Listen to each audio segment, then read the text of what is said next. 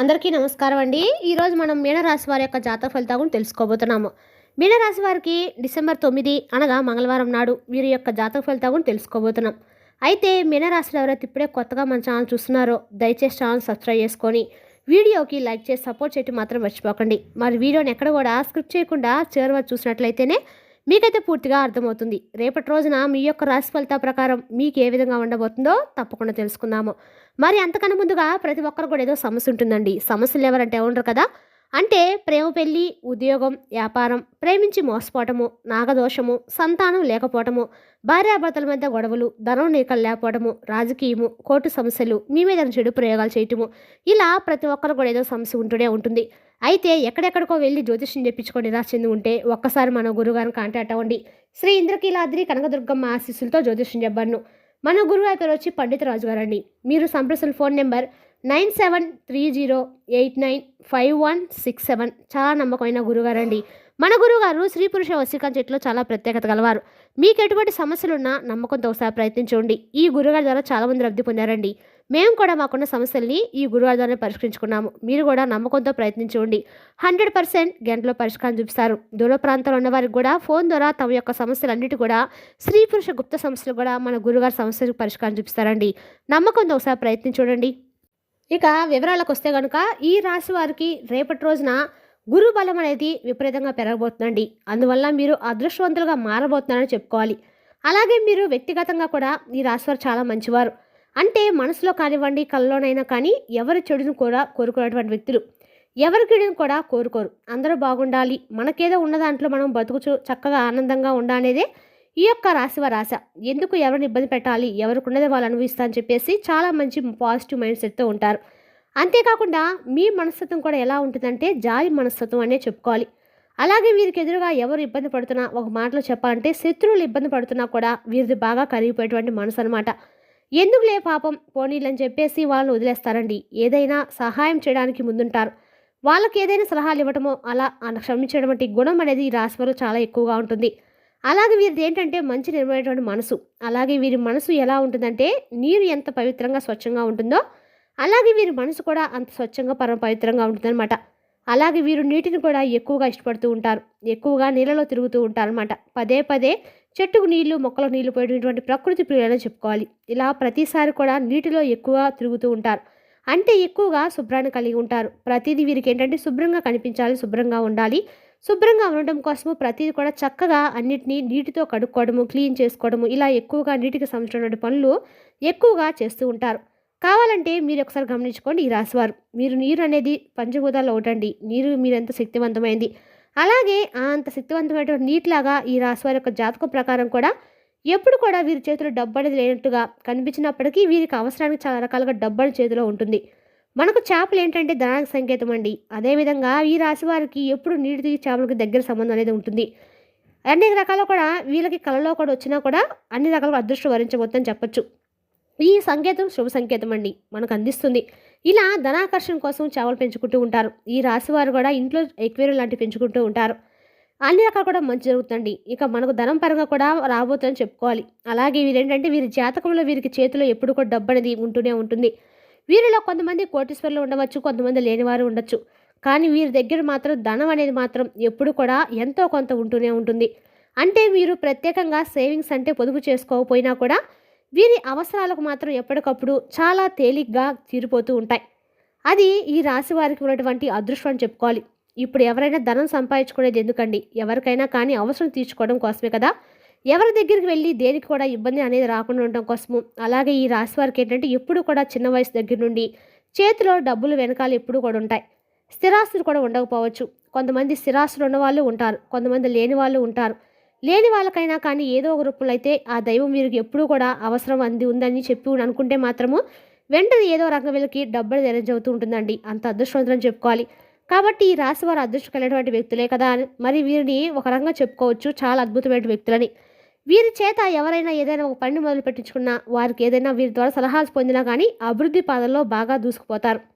బాగా కలుసుబాటుతనంగా ఈ వ్యక్తి వాళ్ళు రాసేవారని చెప్పొచ్చు. అయితే వీరికి కలుసుబాటుకు ఉంటుందా, వీరికి అంత కలుసుబాటుగా ఎందుకు ఉంటుంది, వీరి చేయి నలుగురికి కూడా కలిసి వస్తుందంటే 100% కలిసి వస్తుంది. కానీ వీరి చేతిలో వీరికి ఏంటంటే అంత కలుసుబాటు అనేది ఉండదన్నమాట. అలాగే ఎవరికైనా సలహాలు ఇస్తే మాత్రం అవి బాగా చక్కగా ఉపయోగపడతాయి. ఎదుటి వ్యక్తులకు ఇంకా బాల్యం నుండి కూడా సంతోషమైన కష్టాన్ని తెలిసి తినేటువంటి వయసు నుండి పెద్దదాకా వైవాహిక జీవితంలో మాత్రం చాలా రకాలైన కష్టాలు సమస్యలతో ఇప్పటికే అప్పుల సమస్యలతో చాలా రకాల అంటే నిరాశ నిస్పృహ లోనైనటువంటి సందర్భాలు ఎక్కువగా ఉన్నాయండి. ఇక ఈ రాశి వారికి అటు భాగస్వామితో కూడా ఎన్నో రకాలైన నరకయాత్రలు అనుభవిస్తూ ఉన్నారు. ఇక వైవాహిక జీవితంలో కూడా ఈ రాశి వ్యక్తులు కొంతమందికి ఏదో కాస్తో కూస్తైనా ఈ రాశి జాతకులకు చాలా భిన్నమైనటువంటి రోజుగా చెప్పుకోవాలి.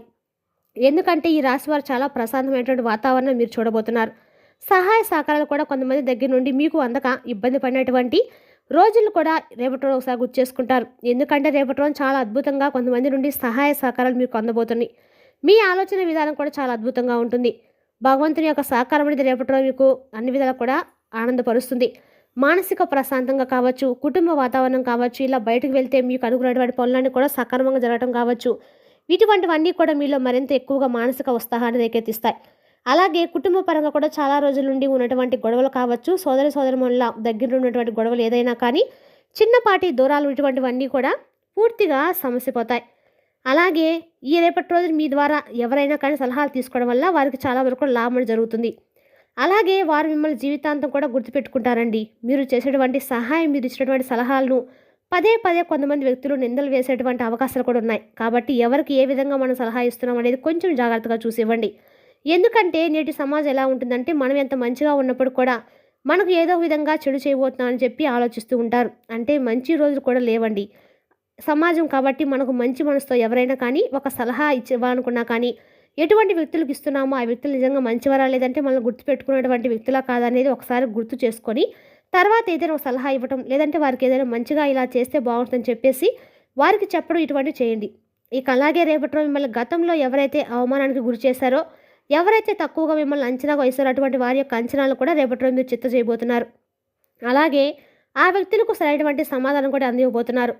ఆ వ్యక్తులు మిమ్మల్ని అలాగే మీ యొక్క పనితీరును అలాగే మీకు వచ్చేటువంటి అంటే మీకు దక్కినటువంటి గౌరవాన్ని ఇవన్నీ కూడా చూసి దృష్టిలో ఉంచుకొని గతంలో మిమ్మల్ని మేము అవమానపరిచింది, మిమ్మల్ని తక్కువగా అంచనా వేసిందని చెప్పి వారికి వారే రియలైజ్ అయిపోయి మీ కాళ్ళ మీద పడేటువంటి అవకాశాలు కూడా ఉన్నాయి.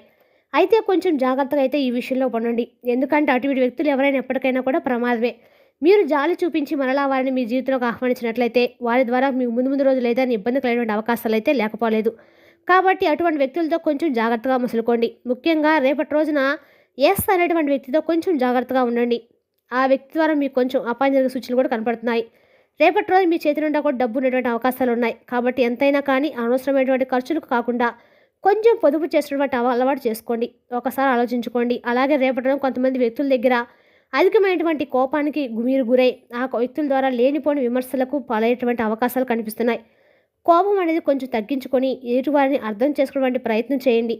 ఇలా ఉంటే చాలా వరకు మీరు అనుకుంటూ ఉంటారు, మేము ఎంతో చేసాం, ఎంతో చూసాం, అయినా సరే మాకేంటి బాధ అని చెప్పి మీరు అనుకుంటారు. మీరేంటంటే ఒక మొండి పట్టుదల అనేది కోపం ఎక్కువగా మీరు కలిగి ఉంటారు. అలాగే మొండి పట్టుదల మీరు పట్టినటువంటి కుందేలకు 3 కాళ్ళు అంటూ అలాగే అంటూ ఉంటారు.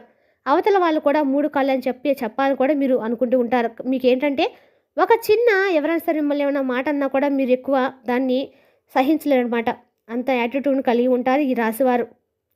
అదేవిధంగా మీరు ఎప్పుడు కూడా కోపం అనేది ఎక్కువగా మిమ్మల్ని మాయ చేస్తూ ఉంటుందండి. కొంతమంది మీ దగ్గర మిమ్మల్ని చిన్న చూపు గురి చేసే విధంగా ఉంటుంది. కాబట్టి కొంచెం ఆ మనస్తత్వం, మొండితనం చిన్నప్పటి నుండి మీరు పెరిగినటువంటి పెంపకం వల్ల కానివ్వండి, లేకపోతే ఈ రాశిలో ఉన్నటువంటి వ్యక్తులు కొంచెం గడుస్థానంగా కూడా ఉంటారనమాట.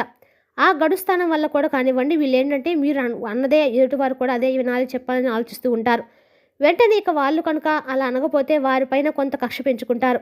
వారి మీద ఏంటంటే వీరితో మంచిగా ఉన్నా కూడా వీరి మాటను ఎదుటి వాళ్ళు వేలెత్తి చూపించినప్పుడు ఏంటంటే అవతల వ్యక్తులు అనవసరంగా కోప్పడిపోయి కక్ష సాధింపు చర్యలు తీసుకుంటారు. ఇటువంటి విషయాలు కొంచెం జాగ్రత్తగా ఉండి కొంచెం మీ మనసుకు నొప్పించేటువంటి ప్రయత్నంగా ఉన్నప్పటికి కూడా మనలో ఉన్నటువంటి ఆ లోపం వలన మనం సమాజం నలుగురు ముందు సాధించుకునేటువంటి పరిస్థితి అనేది రాకూడదు. కాబట్టి అలాగే రేపటిలో మీరు ఖచ్చితంగా కూడా ఎక్కడ సరే దుర్గాదేవి ఆలయానికి వెళ్ళి దుర్గాదేవి ఆలయాన్ని దర్శించి అమ్మవారి దగ్గర దీపం పెట్టి రావడం వల్ల కూడా మీ సమస్యలు అనేవి కష్టాల సమస్యల నుండి బయటపడిన అవకాశం అయితే ఉందండి. ఉదయాన్నే చక్కగా స్నానం ఆచరించి ఇంట్లో దీపం పెట్టుకొని తులసి దగ్గర దీపం పెట్టుకొని కనకదుర్గమ్మ వారి గుడికి వెళ్ళి దుర్గమ్మ గుడిలో దీపం వెలిగించుకొని 11 ప్రదక్షిణలు చేసుకుని అమ్మవారి యొక్క నామజపం చేసినట్లయితే అన్ని పనులు కూడా సమగ్రవంతంగా నెరవేరుతాయి.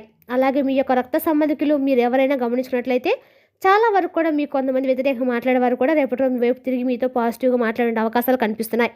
దానివల్ల మీ మనసు అనేది చాలా ప్రశాంతంగా ఉంటుంది. అలాగే కొంతమంది స్నేహితులతో కూడా రేపటి రోజు మీరు సమయం గడపబోతున్నారని చెప్పుకోవాలి. వారితో చాలా విషయాల గురించి మనస్ఫూర్తిగా మాట్లాడడం వల్ల మీకు మానసికపరమైనటువంటి ఒత్తిళ్లను కూడా దూరమవుతాయండి.